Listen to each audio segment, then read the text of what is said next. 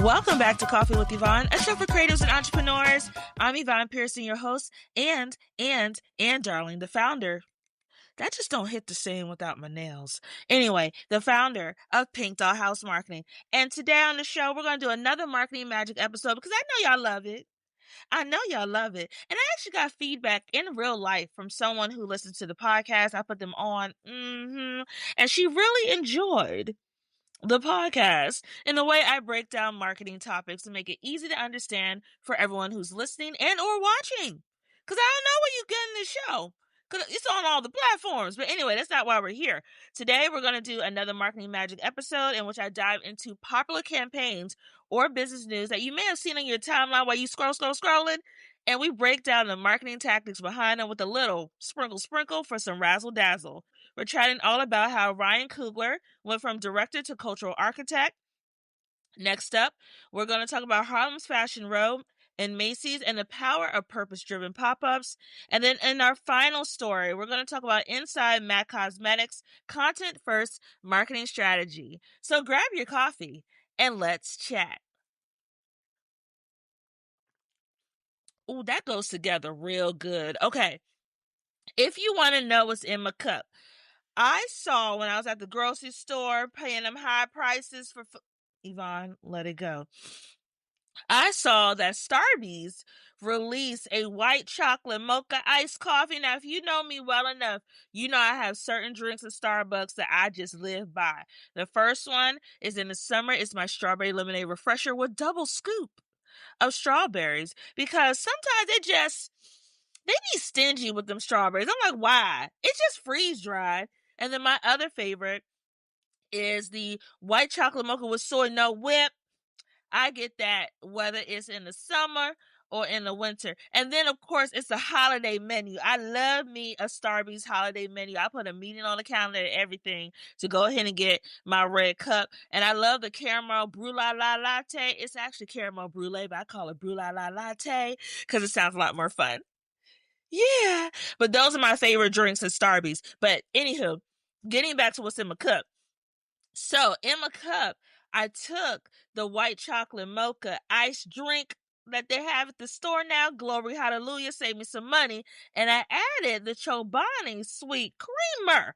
That comes in the purple bottle. Both of them are actually in a purple bottle to make it easier on you. But when you add those two together, it gives it a little something. Okay, first up in our first story, we're going to talk about Ryan Coogler, from director to cultural architect. And if you see me looking down at my screen, it's because I bring notes to the conversation to make sure we're having an informed and engaged chat. So I got this from Variety. I actually saw it first on social media per usual because I feel like social media is where I really get all my information. Then I go and find me an actual news source to back it up because people be putting fake stuff on these platforms recently. I'm like, is that real? So that's why I go ahead and double check outside of social media platforms. So this came from social media from Spill, a Black-owned social media platform. And then I went to Variety to find out more information for additional details. So, to pull an excerpt from the source, Center's filmmaker Ryan Coogler has been named Creative of the Year by Creative Collective NYC, the innovative organization behind CultureCon. I have gone to CultureCon before. I actually went the year Tracy Ellis Ross was there.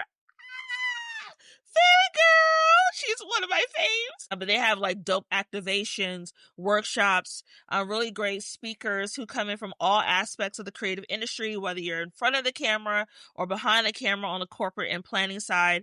And CultureCon is actually something I recommend all creatives go to at least once, so you can just see and be in a room with other like-minded people who are either in the process of growing their career or actually established in the career. Coogler is the second individual to be named Creative of the Year, following last year's inaugural honoree, Grammy Award-winning rapper Doechii. You know Doechii, who got the gorgeous skin and be rapping her behind off. I love me some Doechii. If I could go see her in concert, I would. I feel like she would be worth it for sure because the creativity, my God. my Lord, she puts in the work. So let's get into those marketing takeaways. And first, let's talk about positioning through cultural relevance. Rather than marketing strictly through traditional industry channels, Coogler's recognition comes from influential cultural creative community positions that leverage him as a cultural leader, not just a filmmaker. That elevates his personal brand beyond his film releases into a narrative about impact and influence. And as someone who has seen Sinners, I'm not a gore horror movie type of person. I actually like a good documentary or a good thriller that, like the who done it kind of thing. But Sinners cinematically was one of the most beautifully shot movies I've ever seen. And the fact that there were so many haters, you know how they say let your haters be your motivators? There were a lot of haters when it came to Ryan's film with Sinners. They were trying to put out all types of media. You know who I'm talking about. You know who I'm talking about. But they were trying to put out all types of media to downplay the impact of his film. Ryan stood 10 toes down in his idea and made sure that the culture was being represented throughout the narrative of Sinners. While people didn't get it, it wasn't for you to get. It wasn't for you to get because we got it. In our next marketing takeaway, let's talk about marketing by association with community values. CultureCon is known for showcasing creators who represent innovation and community aspect and impact. By having Ryan Coogler associated with this is not just a credit.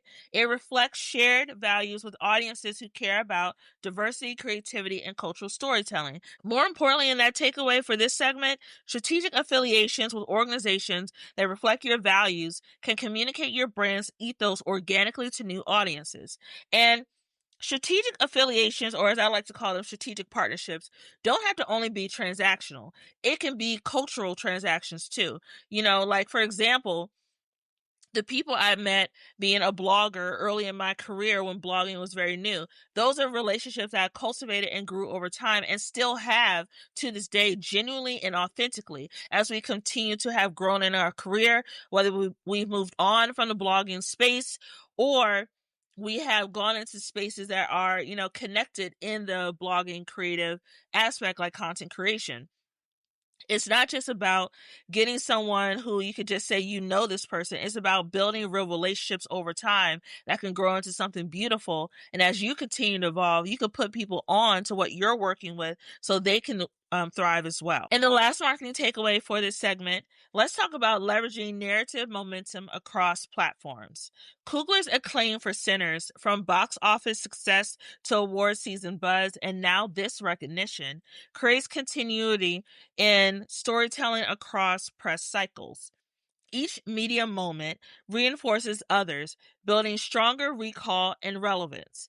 And when it comes to those press moments, to be honest, when his movie Sinners first came out, it was like, some mainstream media supported, but there were, like I mentioned, other mainstream media who were trying to downplay it. Black media stood 10 toes down behind Ryan. They pushed out the good stories. You had Essence Magazine, you had other publications who were covering it frequently to make sure the right narrative was being pushed out. Because you had Black-owned and inclusive media platforms like Essence talking about it, the success continued to grow and the numbers blew it out the water of what people's expectations were. Even to the point it has, I think, broken records for being like an original film in terms of a concept in Hollywood in box office sales worldwide.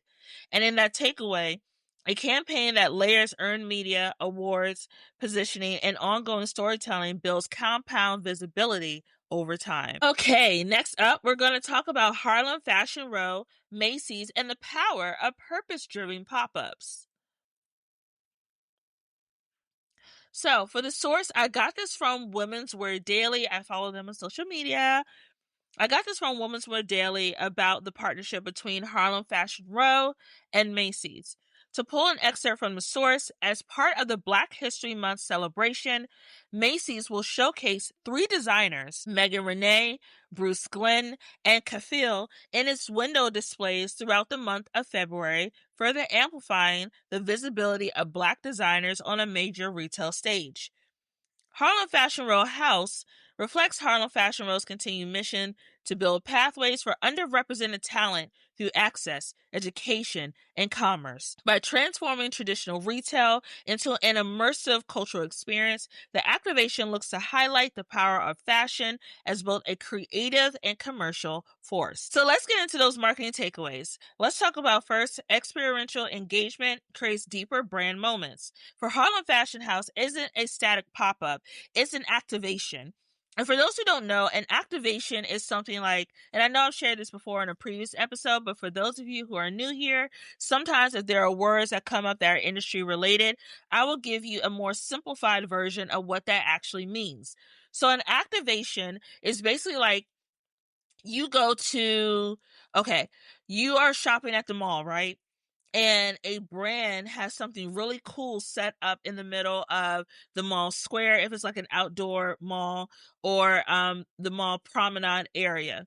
And you see, we're going to use a beauty brand. You see Sacred. Sacred does a pop-up. Sacred doesn't have a store in this mall. Sacred doesn't have any other type of kiosk or anything at the mall. They're basically there doing presenting a new product that they want for customers to test out or experience and build buzz for. So Sacred has this pop-up or this activation. And in the activation, you have ways to engage. You can have, for example, the Sacred bottle, and now it's like a cool, huge dome that's the top of the bottle because it's a round cylinder shape. And you have this cool, huge dome that you walk inside, and each area of the dome has different beauty areas for you to engage, whether it's with like Sacred scalp scrub or their hair oil or their hair drops, like their restoring edge drops that they have. Each area has something different. Then over on the other side, after you get all your fun beauty samples, there's a new product for you to experience and test and try. With this activation, they're now going to ask for your feedback. How did you like the product? Would you use the product again? And you maybe will get a deluxe sample for you to take home to continue using the product. So when it actually launches in store, which is usually around the time of the activation or shortly thereafter, you can then go to the store with whatever promotional offer they gave you from trying the product on site with this activation. That is essentially what an activation does. An activation's goal is to drive audience engagement. And audience engagement is basically when a business wants to go in front of their audience in a place where they can physically connect through an experience, through something with like shopping or something where people do something essentially. And that way businesses can then take that data back based on customer research through that audience engagement and either refine their marketing strategies or further amplify their marketing strategies from the responses they received. When it comes to things like that, those activations, it gives people a chance, in the Harlem Fashion Row example, a chance to shop and meet the designers, a chance to interact with the brands personally, and also build that brand visibility through a platform like Macy's that maybe their marketing dollars don't have enough money to support something this big, but because of Macy's and the recognition Macy's bring, it now allows for them to get in front of either their target customer or additional customers who may be interested in shopping and learning more about the designers in Harlem Fashion Row. By designing an immersive participatory experiences, not just displays, it drives deeper consumer engagement and word of mouth buzz. In that second marketing takeaway, let's talk about strategic collaboration increases credibility and reach. Again, as I touched on it a little bit before, by partnering with Macy's, Harlem Fashion Row gains scale and visibility beyond its existing niche. And I wouldn't call it a niche because that kind of waters down the importance of culture-centered brands and businesses. It's not a niche. It's a specific area of focus. It's a lane that we have to build for ourselves because we've been blocked out of opportunities within mainstream areas, in this case, fashion. But it gives Harlem Fashion Row a chance to get in front, like I said, the Macy's audience. And that visibility, in turn, signals Macy's support for the Black designers and community empowerment that also enhances their own brand equity. So it is a dual beneficial partnership. It's not just like Harlem Fashion Row is getting all these things from Macy's and they're amplifying their awareness and their platform, but Macy's in turn is also saying we also are getting a benefit as well, especially as inclusion and belonging or diversity and equity initiatives continue to be attacked at the corporate level and across various industries. By Macy's continuing with this partnership, they are also saying that we still are doing the work. We still are supporting Black and inclusive designers and people within the fashion industry space to provide them a platform to amplify what they do and also bring something new to the table that maybe our customers could be interested in, and us bringing it to our stores for them to shop beyond this activation. By doing so, this partnership creates those marketing accelerators with each party's and audience's values where they complement each other. And especially when you think about, again, in fashion, the fashion industry, as quiet as is not really kept, but the fashion industry still has a lot of work to do with building diversity, equity, inclusion across all areas of the industry. Black designers, Black creatives in the corporate side, whether you're putting on shows, runways, anything in the fashion industry still has a lot of work to do because it's still a very highly dominated white space. And you have people who are very talented in this industry who don't get the same platform, who have to fight so much harder. Like you have Sergio Hudson. Sergio Hudson is one of the most talented Black designers in the industry. He dressed freaking Michelle Obama. You have people like who can I pick? Kenya Molly. Kenya Molly from Project Runway. Very talented designer. I think she actually won her season or came very close to winning her season of Project Runway. Very talented designer, but still on the level of people who have been recognized. Kenya Molly is still not at that level that you see other designers. And unfortunately, because of the barriers that have been created in fashion, because of lack of capital to invest in these designers, a lot of Black designers and Black creators bootstrap their work because of the lack of money that is available to them. This is really great for Harlem Fashion Row, and I love that they are continuing to build this partnership with Macy's and amplify Black designers on a greater scale. Finally, in our last marketing takeaway for this segment, before we move on to our last story, let's talk about narrative marketing through social values. Harlem Fashion House is timed with Black History Month and positioned around storytelling. Example, window displays featuring select designers, curated collections like that. This goes beyond commerce. It crafts a purpose-driven narrative that resonates emotionally with audiences. By aligning the campaigns with cultural moments and values rather than just sales events, it builds authentic relevance in socially conscious consumers. In our final story, I know we are having a good and engaged chat, but I have to be mindful of your time because you're busy.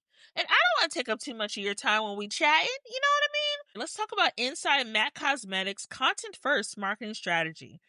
I got this from Cosmetic Business, and if you ever want to follow them on social media, they do a lot of great business news around the beauty industry. To pull an excerpt from the source, MAC Cosmetics is reintroducing its seasonal publication, MAC-Zine. That's cute. That's a cute name for a magazine.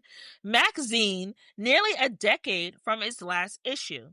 The MAC-Zine served as a seasonal style manifesto for internal MAC artists between 2009, my God, that was the year I graduated from college, and 2017. The color cosmetic brand announced it will be coming back in an Instagram post, and it will be only on digital and not print, saying that it was coming soon for all ages, all races, and all genders. The MAC Cosmetic Global Ambassador, Doja Cat, who she actually just released not too long ago a new album. It's pretty good. Now, I know, sidebar, I know Doja did some things. But we gonna give grace. MAC Global Ambassador Doja Cat is the cover star of the first issue.